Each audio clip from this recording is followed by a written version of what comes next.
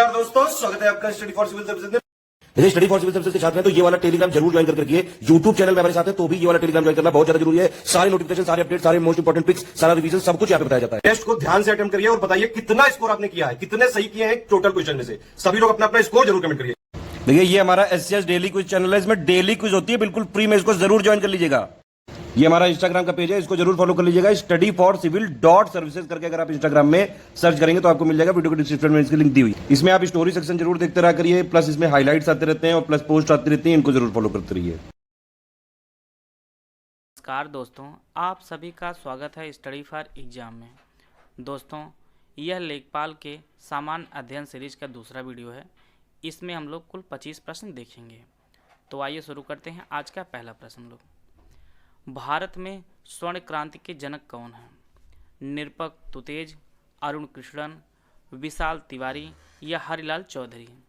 तो इसका जो सही आंसर है वह ऑप्शन ए, निरपक तुतेज को भारत में स्वर्ण क्रांति का जनक कहा जाता है। और 1991 से लेकर 2003 के बीच की अवधि को भारत में स्वर्ण क्रांति के रूप में जाना जाता है। और यह स्वर्ण क्रांति जो है यह बागवानी और शहद के उत्पादन से संबंधित है। तो इसका जो ऑप्शन ए है वह सही है। आइए देखते हैं अगला प्रश्न लोग, भारतीय रुपये के प्रतीक चिन्ह डिज़ाइन किसने बनाया है? विशाल गौरव, अरुण कुमार, उदय कुमार या रजनीश कुमार? तो इसका जो सही आंसर है वह ऑप्शन सी, उदय कुमार। भारतीय रुपये के प्रतीक चिन्ह रुपये डिज़ाइन जो बनाया है उनका जो नाम है वह उदय कुमार है। और इसे जो है 26 अगस्त 2010 को वित्त मंत्रालय ने स्वीकृति दी है। तो भारतीय रुपये का जो प्रतीक है रुपये, इसे जो है उदय कुमार ने बनाया है और इसे वित्त मंत्रालय ने 26 अगस्त 2010 को इसकी जो है स्वीकृति दी है। आइए देखते हैं अगला प्रश्न लोग, किसके शासनकाल में तृतीय बौद्ध संगीत का आयोजन किया गया था? कालाशोक, अशोक, कनिष्क या अजातशत्रु? तो इसका जो सही आंसर है वह ऑप्शन बी, अशोक के समय में तृतीय बौद्ध संगीत का आयोजन किया गया था और यह पाटलिपुत्र में आयोजित हुई थी। पाटलिपुत्र में आयोजित हुई थी। पहली बौद्ध संगीत राजगृह में आयोजित हुई थी और अजातशत्रु के शासनकाल में हुई थी। दूसरी बौद्ध संगीत वैशाली में हुई थी और यह कालाशोक के शासनकाल में हुई थी। तृतीय अशोक के समय में पाटलिपुत्र में आयोजित हुई थी। और बात करते हैं चौथे बौद्ध संगीत के, तो चौथी बौद्ध संगीत जो है यह कुंडलवन जो कश्मीर में स्थित है, कनिष्क समय में आयोजित हुई थी। इस प्रश्न का उत्तर होगा वह ऑप्शन बी, अशोक। आइए देखते हैं अगला प्रश्न लोग, कंदरिया महादेव मंदिर का निर्माण किसने करवाया था? श्रीहर्ष, लक्ष्मादेव, विजयपाल या विद्याधर? तो इसका जो सही आंसर है वह ऑप्शन डी, विद्याधर। विद्याधर ने जो है कंदरिया महादेव मंदिर का निर्माण करवाया था और इसका निर्माण 1025 से लेकर 1050 के मध्य हुआ था और यह वर्तमान में मध्य प्रदेश के खजुराहो में स्थित है, कंदरिया महादेव मंदिर। आइए देखते हैं अगला प्रश्न लोग, फ्री हिंदुस्तान समाचार पत्र के संपादक कौन थे? अजीत सिंह, सचिंद्रनाथ सान्याल, संतोष सिंह या तारकनाथ? तो इसका जो सही आंसर है वह ऑप्शन डी, तारकनाथ। तारकनाथ ने जो है फ्री हिंदुस्तान समाचार पत्र का संपादन किया था और यह संपादन उन्होंने 1908 में किया था। आइए देखते हैं अगला प्रश्न लोग, भारत का प्रमुख हीरा उत्पादक राज्य कौन है?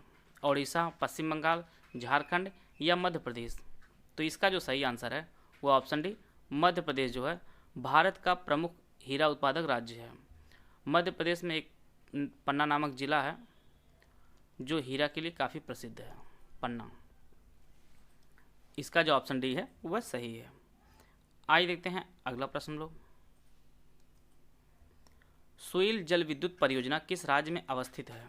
आंध्र प्रदेश, कर्नाटक, हिमाचल प्रदेश या अरुणाचल प्रदेश?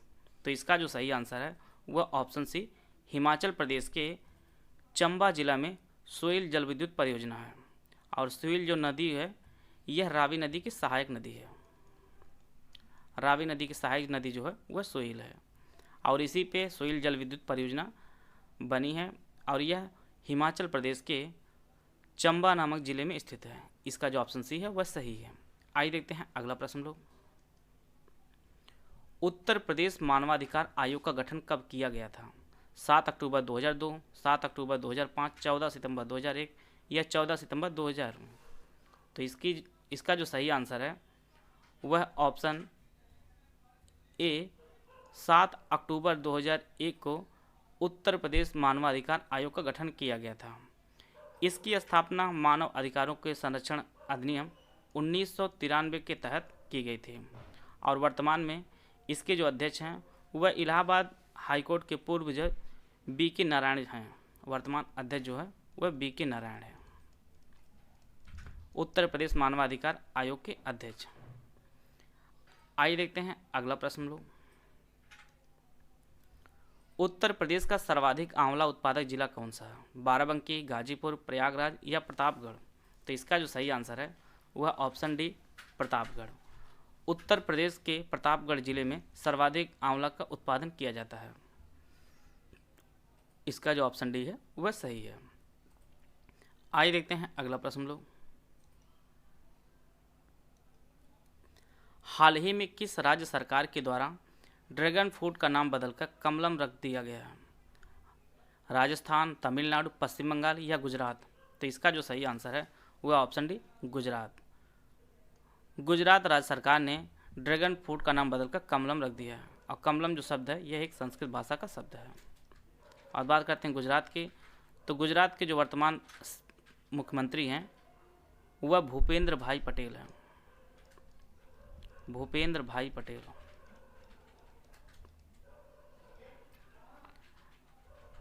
आइए देखते हैं अगला प्रश्न लोग। भारतीय आयात निर्यात बैंक की स्थापना कब की गई थी? 1981, 1984, 1982 या 1985। तो इसका जो सही आंसर है वह ऑप्शन सी 1982 में भारतीय आयात निर्यात बैंक अर्थात एक्जिम बैंक की स्थापना की गई थी और यह भारत के अंतर्राष्ट्रीय व्यापार को सुविधाजनक और बढ़ावा देने के लिए इसकी स्थापना की गई थी और यह जो है आरबीआई के नियंत्रण में कार्य करता है। भारतीय आयात निर्यात बैंक। इसका जो ऑप्शन सी है वह सही है। आइए देखते हैं अगला प्रश्न लोग। स्वच्छ भारत अभियान कब शुरू किया गया था? 2 अक्टूबर 2015, 2 अगस्त 2014, 2 अगस्त 2015 या 2 अक्टूबर 2014। तो इसका जो सही आंसर है वह ऑप्शन डी 2 अक्टूबर 2014 को स्वच्छ भारत अभियान की शुरुआत की गई थी और यह महात्मा गांधी के जन्म दिवस पर इसे शुरू किया गया था। इसका जो ऑप्शन डी है वह सही है। आइए देखते हैं अगला प्रश्न लोग। निम्नलिखित कथनों पर विचार कीजिए। यहाँ पे 2 स्टेटमेंट दिया गया है। पहला स्टेटमेंट है राष्ट्रीय महिला आयोग ने वी थिंक डिजिटल कार्यक्रम के तहत साइबर सुरक्षा पर संसाधन केंद्र का शुभारंभ किया है। दूसरा स्टेटमेंट है वर्तमान में राष्ट्रीय महिला आयोग की अध्यक्ष रेखा शर्मा है। केवल एक सही है, केवल 2 सही है, दोनों सही है या इनमें से कोई नहीं सही है। तो इसका जो सही आंसर है वो ऑप्शन सी, इसके जो दोनों स्टेटमेंट है वह सही है कि राष्ट्रीय महिला आयोग ने वी थिंक डिजिटल कार्यक्रम के तहत साइबर सुरक्षा पर संसाधन केंद्र का शुभारंभ किया है और यह जो है शुभारंभ राष्ट्रीय महिला आयोग, फेसबुक और साइबर पीस फाउंडेशन की आपसी सहयोग के द्वारा इसे किया गया है और वर्तमान में राष्ट्रीय महिला के आयोग की अध्यक्ष जो हैं वह रेखा शर्मा जी हैं। और बात करते हैं राष्ट्रीय महिला आयोग की, तो इसकी स्थापना राष्ट्रीय महिला आयोग अधिनियम 1990 के तहत 1992 में हुई थी और यह एक संवैधानिक निकाय है। राष्ट्रीय महिला आयोग, इसकी स्थापना 1992 में हुई थी। आइए देखते हैं अगला प्रश्न लोग। इंडिया स्मार्ट सिटीज अवार्ड प्रतियोगिता 2020 के अनुसार देश के किस राज्य ने प्रथम स्थान प्राप्त किया? उत्तर प्रदेश, चंडीगढ़, मध्य प्रदेश, तमिलनाडु। तो इसका जो सही आंसर है वह ऑप्शन ए उत्तर प्रदेश। यह बात राज्यों में की जा रही है, तो राज्यों में जो है प्रथम स्थान उत्तर प्रदेश का है, द्वितीय स्थान मध्य प्रदेश का और तृतीय स्थान जो है वह तमिलनाडु का है और यह केंद्रीय आवास और शहरी मंत्रालय द्वारा जारी किया गया था। इंडिया स्मार्ट सिटीज अवार्ड प्रतियोगिता 2020। और बात करते हैं केंद्र शासित प्रदेशों में, तो केंद्र शासित प्रदेशों में जो प्रथम स्थान प्राप्त हुआ है वह चंडीगढ़ को स्थान प्राप्त हुआ है। राज्यों में प्रथम स्थान उत्तर प्रदेश को और केंद्र शासित प्रदेशों में पहला स्थान चंडीगढ़ को प्राप्त हुआ है। आइए देखते हैं अगला प्रश्न लोग। 1789 में द्रव्यमान के संरक्षण का सिद्धांत किसके द्वारा दिया गया था? रोमर, लेवोसियर, नॉर्बर्ट वीनर या गैलीलियो? तो इसका जो सही आंसर है वह ऑप्शन बी लेवोसियर। 1789 में द्रव्यमान के संरक्षण का जो नियम है वह फ्रांस के वैज्ञानिक लेवोसियर ने दिया था और इसके तहत बताया गया था कि द्रव्यमान को ना बनाया जा सकता है और ना ही नष्ट किया जा सकता है, इसके रूप को सिर्फ बदला जा सकता है। तो इसका जो सही आंसर है वह ऑप्शन बी लेवोसियर। आइए देखते हैं अगला प्रश्न लोग। 1 मिली सेकेंड में कितने सेकेंड होते हैं? 10 पावर -3, 10 पावर -6, 10 पावर -9 या 10 पावर -12? तो इसका जो सही आंसर है वह option A 10 power -3 1 milli second में सेकेंड होते हैं। तो इसका जो ऑप्शन ए है वह सही है। माइक्रो में 10 पावर -6 होते हैं, नैनो में 10 पावर -9 होते हैं और 10 पावर -12 जो है वह पीको होते हैं, पीको सेकेंड। तो इस प्रश्न जो उत्तर होगा वो ऑप्शन ए 10 पावर -3 सेकेंड होते हैं 1 मिली सेकेंड के अंतर्गत। आइए देखते हैं अगला प्रश्न लोग। निम्नलिखित कथनों पर विचार कीजिए। यहाँ पर भी 2 स्टेटमेंट लिया गया है। पहला स्टेटमेंट है एशियन पावर इंडेक्स सिडनी स्थित लोवी इंस्टीट्यूट द्वारा जारी किया गया है और इस इंडेक्स में 26 देशों की रैंकिंग जारी की गई है और इसमें भारत का स्थान चौथा स्थान प्राप्त हुआ है। केवल एक सही है, केवल 2 सही है, दोनों सही, इनमें से कोई नहीं सही है। तो इसका जो सही आंसर है वो ऑप्शन सी, इसके दोनों स्टेटमेंट वो सही है कि एशियन पावर इंडेक्स जो है यह लोवी इंस्टीट्यूट द्वारा जारी किया गया है और इस इंडेक्स में कुल 26 देश की रैंकिंग जारी की गई है और भारत ने जो है कुल 100 में से 37.7 अंक प्राप्त करके चौथा स्थान प्राप्त किया है। और इस रैंकिंग में अमेरिका जो है वह पहले स्थान पर है, दूसरे स्थान पर चाइना है, तीसरे स्थान पर जापान है और चौथे स्थान पर अपना भारत देश है। तो इसका जो ऑप्शन सी है वह सही है। आइए देखते हैं अगला प्रश्न लोग। निम्न में से कौन सा नाभिकीय ईंधन भारत में प्रचुर मात्रा में पाया जाता है? इरिडियम, प्लूटोनियम, थोरियम या यूरेनियम? तो इसका जो सही आंसर है वह ऑप्शन सी थोरियम जो है भारत में प्रचुर मात्रा में पाया जाता है और यह केरल के समुद्री तटों के बालू में पाया जाता है थोरियम। तो इसका जो ऑप्शन सी है वह सही है। आइए देखते हैं अगला प्रश्न लोग। जीरोप्थैल्मिया रोग निम्न में से किस विटामिन कमी के कारण होता है? Vitamin A, vitamin D, vitamin B या विटामिन ई? तो इसका जो सही आंसर है वह ऑप्शन ए विटामिन ए की कमी के कारण जो है जीरोप्थैल्मिया रोग होता है और यह एक आँख की बीमारी है। विटामिन ए का जो रासायनिक नाम है वह रेटिनॉल होता है। विटामिन डी का रासायनिक नाम कैल्सीफेरॉल होता है। यह भी कई बार परीक्षाओं में पूछा जाता है। आप लोग कितने प्रश्न आ रहे थे आप लोग कमेंट बॉक्स में ज़रूर बताइएगा। विटामिन ई का जो रासायनिक नाम है वह टोकोफेरॉल होता है, टोकोफेरॉल होता है। तो इसका जो ऑप्शन ए है वह सही है। आइए देखते हैं अगला प्रश्न लोग। धूप के चश्मे के निर्माण के लिए किस प्रकार के कांच का प्रयोग किया जाता है? फोटोक्रोमिक कांच, पायरेक्स कांच, क्रूक्स कांच या फ्लिंट कांच? तो इसका जो सही आंसर है वो ऑप्शन सी क्रूक्स कांच। धूप के चश्मे के निर्माण के लिए क्रूक्स कांच का प्रयोग किया जाता है। तो इसका जो ऑप्शन सी है वह सही है। आइए देखते हैं अगला प्रश्न लोग। पर्वतों का अध्ययन जीव विज्ञान की किस शाखा के अंतर्गत किया जाता है? हर्पेटोलॉजी, एथिक्स, पेडोलॉजी या ओरोनोलॉजी? ओरोलॉजी। तो इसका जो सही आंसर है वो ऑप्शन डी ओरोलॉजी के अंतर्गत पर्वतों का अध्ययन किया जाता है और इसके अंतर्गत पर्वतों की संरचना एवं उत्पत्ति आदि का जो है अध्ययन किया जाता है। इसका जो ऑप्शन डी है वह सही है। आइए देखते हैं अगला प्रश्न लोग। बीएमडी जांच और ईसीजी जांच मानव शरीर के किस अंगों से संबंधित है? अस्थि और मस्तिष्क, हृदय और कान, नाक और आँख, मस्तिष्क और हृदय।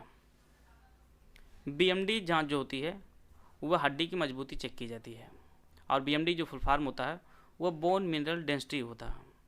और ईईजी जो जांच होती है इसका जो फुल फॉर्म होता है वह इलेक्ट्रो इंसेफेलोग्राम होता है, और यह जो है मस्तिष्क की गतिविधियों के अध्ययन के लिए इसकी जांच की जाती है। तो इसका जो ऑप्शन ए है वह सही है। बीएमडी जांच अस्थि के लिए होती है और ईईजी जो जांच होती है वह मस्तिष्क के लिए होती है। आइए देखते हैं अगला प्रश्न लोग। चुकंदर में हर्ट राट रोग किस तत्व की कमी कारण होता है? मैग्नीज, बोरान, कैल्शियम या पोटेशियम? तो इसका जो सही आंसर है वह ऑप्शन बी, बोरान की कमी कारण चुकंदर में हर्ट राट रोग होता है, और इसके कारण जो है पत्तियां काली और भूरी हो जाती हैं और बाद में जो है वह सूख जाती हैं। हमारे कई पेड कोर्स चलते हैं, अगर आप इन पेड कोर्सों को लेना चाहते हैं तो इन तीनों दिए गए नंबर पर कॉल करके जानकारी प्राप्त कर सकते हैं। आइए देखते हैं अगला प्रश्न लोग। निम्नलिखित कथनों पर विचार कीजिए। पहला स्टेटमेंट है, केंद्रीय वाणिज्य और उद्योग मंत्री पीयूष गोयल ने भारत अंतर्राष्ट्रीय व्यापार मेला 2021 के 40वें संस्करण का उद्घाटन दिल्ली में किया है। इसका फोकस राज्य उत्तर प्रदेश और झारखंड है। केवल एक सही है, दोनों सही है, केवल दो सही है, इनमें से कोई नहीं सही है। तो इसका जो सही आंसर है वह ऑप्शन सी, दोनों सही है। केंद्रीय वाणिज्य और उद्योग मंत्री पीयूष गोयल ने भारत अंतर्राष्ट्रीय व्यापार मेला 2021 के 40वें संस्करण का उद्घाटन दिल्ली के प्रगति मैदान में किया है, और इसके जो फोकस राज्य इस बार चुना गया है वह उत्तर प्रदेश और झारखंड को चुना गया है। आइए देखते हैं अगला प्रश्न लोग। निम्नलिखित में से कौन सा राज्य म्यांमार की सीमा को स्पर्श नहीं करता है? मिजोरम, मणिपुर, मेघालय या नागालैंड? यहाँ पे भारत का मैप है और यहाँ पे जो है आपका म्यांमार स्थित है। यह आपका मिजोरम है, दूसरा स्थान जो है यह मणिपुर का है, और यह नागालैंड का है, और यहाँ पे जो है यह मेघालय स्थित है। तो इस प्रकार जो है मेघालय की जो सीमा है वह म्यांमार से नहीं स्पर्श करती है। तो इस प्रकार जो है इस प्रश्न जो उत्तर होगा वह ऑप्शन सी, मेघालय। मेघालय की जो सीमा है वह म्यांमार को स्पर्श नहीं करती है। अगर आप लोग इस वीडियो पे 1000 लाइक कर देंगे तो इसकी जो पीडीएफ मैं अपने Telegram group study for exam में शेयर कर दूंगा। वीडियो अगर आपको अच्छा लगा तो आप लाइक कर सकते हैं, चैनल सब्सक्राइब कर लीजिए। वीडियो को पूरा देखने धन्यवाद। जय हिंद, जय भारत।